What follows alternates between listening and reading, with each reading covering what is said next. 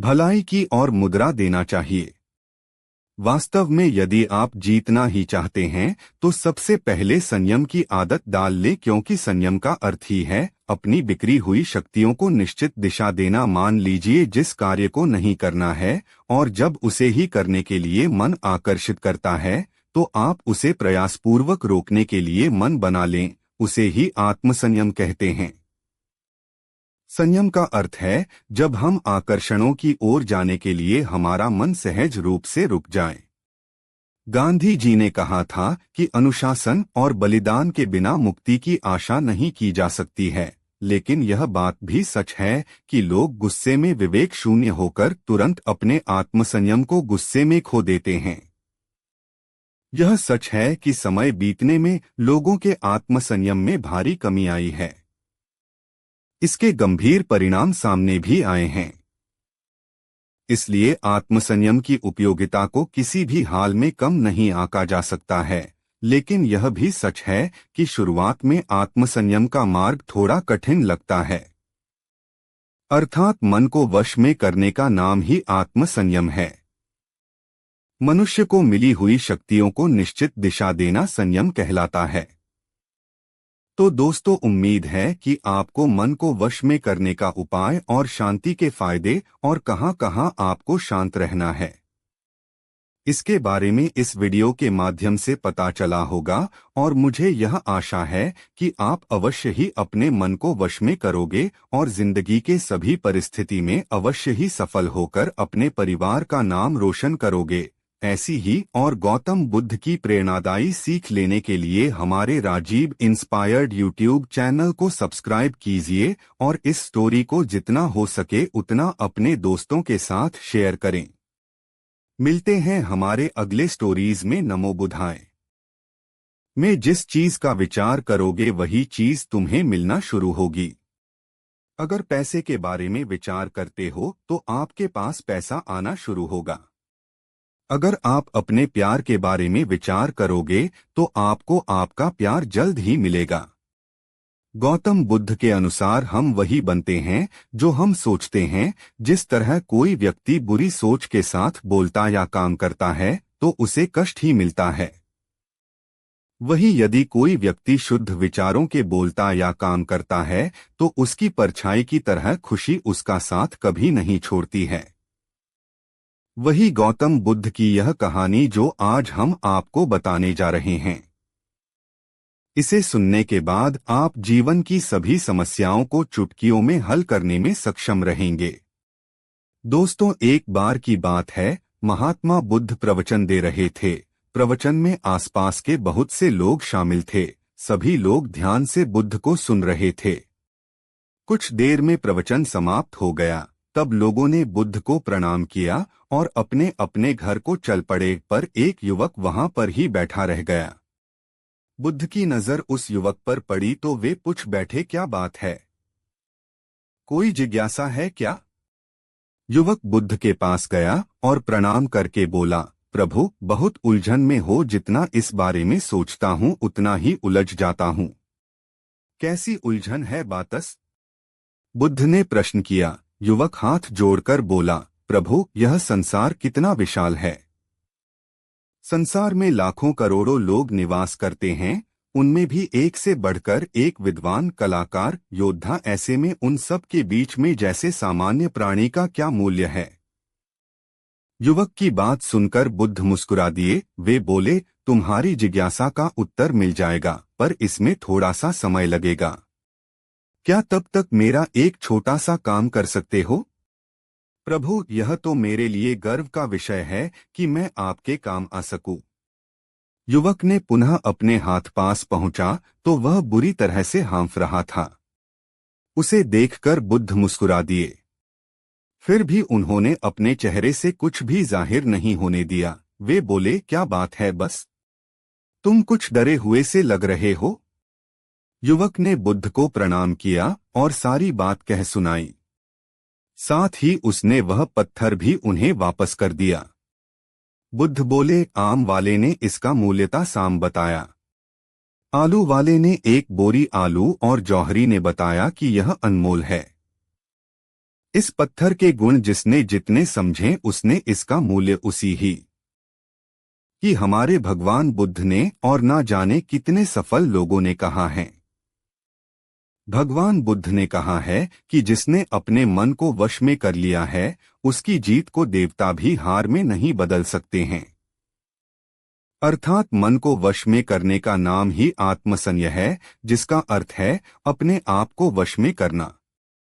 अर्थात मन, वचन और कर्म पर अधिकार प्राप्त करना ताकि शरीर से कोई अशुभ कार्य न होने पाए, जिससे कोई अपशब्द न निकले और मन में कभी अशुभ विचार न उठने पाए। यदि मनुष्य अपनी इंद्रियों का प्रयोग उचित ढंग से करता है तो ही उस मनुष्य को दूसरों को ध्यान देने का अधिकार है।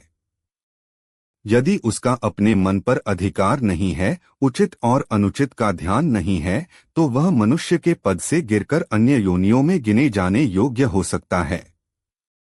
एक कथन है कि हम जैसा सोचते हैं वैसा ही बन जाते हैं। वास्तव में यह विचार नहीं अपितु विचारों का संसार है। हमारी सोच और विचारों का प्रभाव हमारे मन पर गहरा असर छोड़ देता है। मनुष्य के मन में विचार ही बार बार उभर कर आते हैं जो मनुष्य को दिशा देने का काम करते हैं। विचार ही मस्तिष्क को गति प्रदान करते हैं और गलत विचार क्रोध की ओर जाने को विवश करते हैं।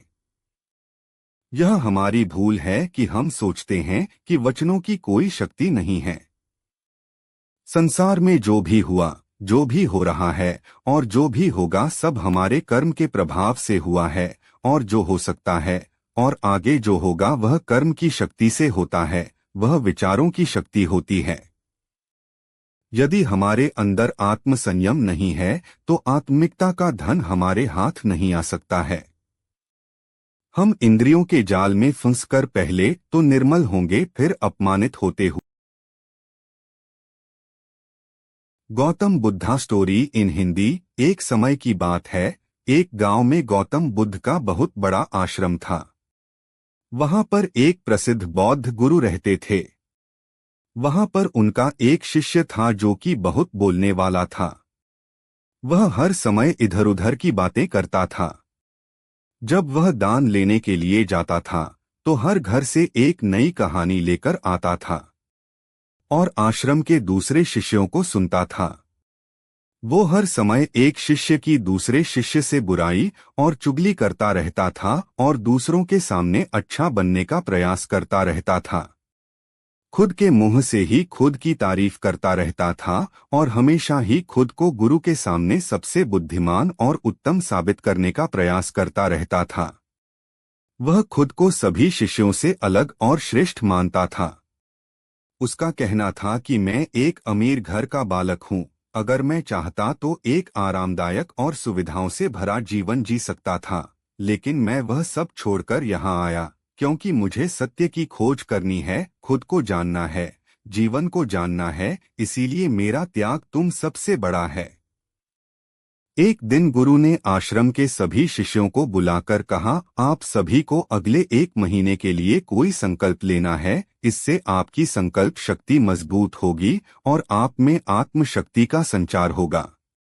आप सभी अपने समर्थ के अनुसार कोई भी संकल्प ले सकते हैं और यदि 1 महीने से पूर्व किसी का भी संकल्प टूट जाएगा तो वह अपनी दिनचर्या में वापस आ जाएगा। सभी शिष्यों ने अपनी शक्ति के अनुसार छोटे बड़े संकल्प लिए और गुरु को अपने अपने संकल्प के बारे में बोलकर वहां से चले गए। लेकिन वह शिष्य जो खुद को सबसे अलग और बड़ा दिखाना चाहता था, वह सीधे गुरु की कुटिया में पहुंच गया और बोला, मैं कोई छोटा मोटा संकल्प नहीं लेना चाहता बल्कि खुद की ही जैसे एक बड़ा और महान संकल्प लेना चाहता हूं। कृपया आप ही बताएं मुझे क्या संकल्प लेना चाहिए। उसकी यह बात सुनकर गुरु मुस्कुराए और बोले, क्या तुम मेरे द्वारा दिए गए संकल्प को पूरा कर पाओगे? क्या तुम्हारे लिए उसे पूरा करना संभव होगा? शायद नहीं, वह तुम्हारे लिए संभव नहीं है, तुम उसे पूरा नहीं कर पाओगे, इसीलिए तुम खुद ही कोई संकल्प ढूंढो। ने कहा, गुरुदेव, जब मैं आश्रम से गया तो मैं मुंह से तो चुप था, लेकिन मेरे अंदर बहुत सी आवाज हो रही थी। मन में बहुत से प्रश्न थे और वह बंद नहीं हो रहे थे। तो मैं जंगल में चला गया इस उम्मीद से कि वहां मुझे शांति मिलेगी और मेरे मन की बकबक कम हो जाएगी। लेकिन मैं जितना एकांत में जाता गया मेरे अंदर की आवाज उतनी ही तेज होती गई। मेरे भीतर की पुरानी से पुरानी आवाज मुझे सुनाई देने लगी। तब जाकर मैंने महसूस किया कि मैं कितना गलत कर रहा था। जब मैं अपने परिवार वालों, दोस्तों को और गुरु भाइयों को बुरा भला कहता था तो उसे समय मुझे लगता था कि मैं सही कह रहा हूँ। जब मैं गुरु भाइयों की एक दूसरे से चुगली करता था और उनका मजाक बनाता था तब भी मुझे यही लगता था कि मैं उनसे बेहतर हूँ और मैं सही कर रहा हूँ। लेकिन उस दिन मैंने पहली बार महसूस किया कि मैं कितना गलत बोलता था। काफी दिनों तक यह सारे शोर और शिकायतें मेरे अंदर चलती रही। लेकिन धीरे धीरे करके एक दिन यह सारी आवाज मेरे अंदर से समाप्त हो गई। अब मैं भीतर से भी मौन हो गया। उसी घने जंगल में कोई बोलने वाला था नहीं और भीतर कोई आवाज बची ही नहीं थी। और मैं उसी दिन पहली बार मौन का सही अर्थ समझा। मेरे चारों तरफ बहुत शांति थी। हालांकि अभी भी कुछ आवाज आ रही थी जो पहले भी आती थी, लेकिन मैं उन्हें सुन नहीं पाता था। यह भी पढ़े गौतम बुद्ध और डाकू अंगुलीमाल की कहानी, मोटिवेशनल स्टोरी। पर अब वह सभी आवाज जो मुझे स्पष्ट रूप से सुनाई दे रही थी वो थी हवा के चलने की आवाज, चिड़ियों के चहकने की आवाज और पानी के बहाने की आवाज। यह सभी आवाज ही मैंने पहली बार पूरे होशपूर्वक सुनी। अपने चारों तरफ इतनी शांति मैंने पहले कभी महसूस नहीं की थी। तो इस शांति को भंग करने के लिए मैंने पहली बार अपने मुंह से कोई शब्द निकला। मैं चिल्लाया है, ईश्वर यह कैसी शांति है, सभी कुछ इतना शांत क्यों है, ऐसा क्या हो गया। लेकिन मेरे चिल्लाने के बाद भी शांति भंग नहीं हुई। सब कुछ पहले जितना ही शांत था, बाहर भी और भीतर भी उतना शांत रहा। हे गुरुदेव, मैं अपने गुरु भाइयों से बात की, मैं आपसे बात की, मैं बोल रहा हूँ, मैं चल रहा हूँ, मैं सब कुछ देख रहा हूँ, लेकिन मैं अपने भीतर एकदम एकांत और मौन में हूँ। जब मैं खुद में भी शोर करना चाहता हूँ तब भी एकांत में ही होता हूँ। अब सब दिखाई पड़ने लगा है, सब सर। मौन रहने के फायदे, गौतम बुद्धा स्टोरी इन हिंदी। शिष्य ने कहा, नहीं गुरुदेव, आप जो भी संकल्प मुझे देंगे मैं उसे पूरा करूंगा। गुरु ने कहा, ठीक है, तो तुम अगले 1 महीने तक चुप रहो, मुंह से एक शब्द भी नहीं निकलो, यही तुम्हारा संकल्प है। शिष्य ने कहा, गुरुदेव, यह भी कोई संकल्प है?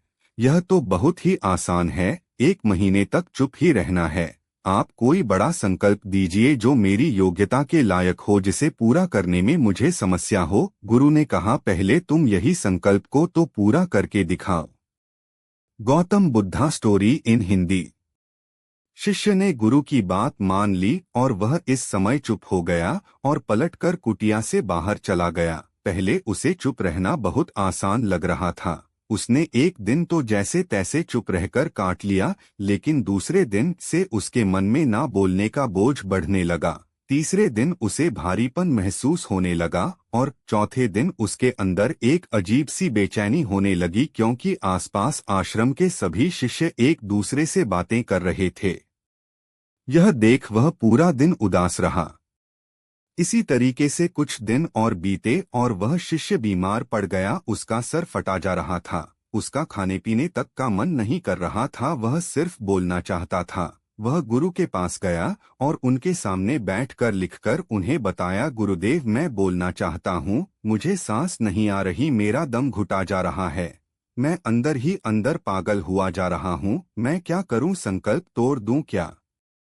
यह पढ़कर गुरु मुस्कुराए और बोले, संकल्प तोड़ने के लिए ही होते हैं, लेकिन जो अपने संकल्प को पूरा कर लेता है वही अपनी आंतरिक शक्ति को बढ़ाता है, और जो अपनी आंतरिक शक्ति को बढ़ाता है वह समाज की कल्याण करता है। संकल्प का लेना भी तुम्हारे हाथ में था और इसे तोड़ना भी तुम्हारे ही हाथ में है।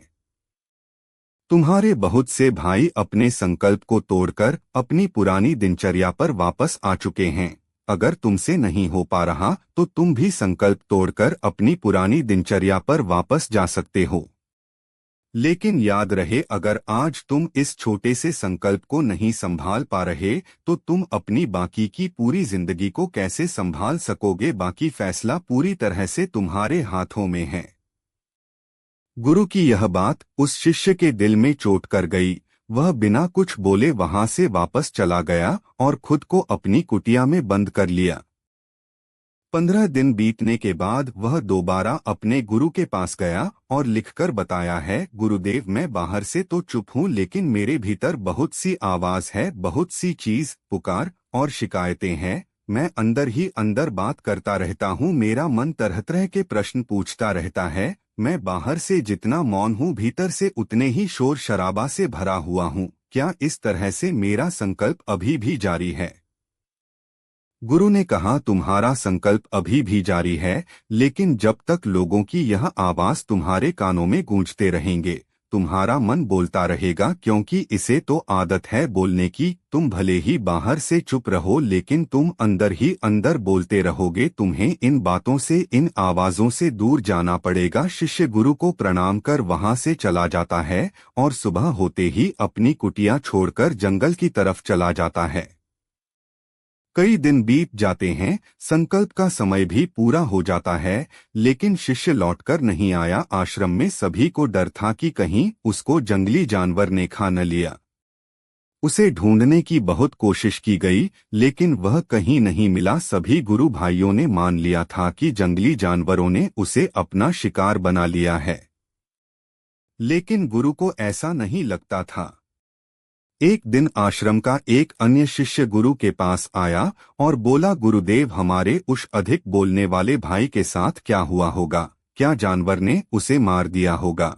गुरु ने कहा, हो सकता है कि जानवरों ने उसे अपना शिकार बना लिया हो, लेकिन उसके न लौटने की एक दूसरी वजह भी हो सकती है। शायद उसे वह मिल गया है जिसके लिए वह गया था। फिर शिष्य ने पूछा, गुरुदेव क्या ज्यादा बोलना इतना हानिकारक होता है? गुरु ने कहा, इंसान के जीवन के बहुत सारे दुखों में से एक दुख यह भी है कि वह कभी चुप नहीं रह सकता, हमेशा कुछ ना कुछ बोलता ही रहता है। सिर्फ हमारे बोलने के कारण हमारे आधे से ज्यादा दुख पैदा होते हैं। आप पढ़ रहे हैं मौन रहने के फायदे, गौतम बुद्धा स्टोरी इन हिंदी। परिवार के अधिकतर झगड़ों की वजह हमारा बेमतलब बोलना ही होता है।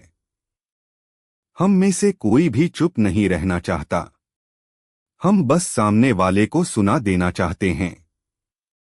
जो भी हमारे मन में है सब निकालकर उसके मन में बैठा देना चाहते हैं।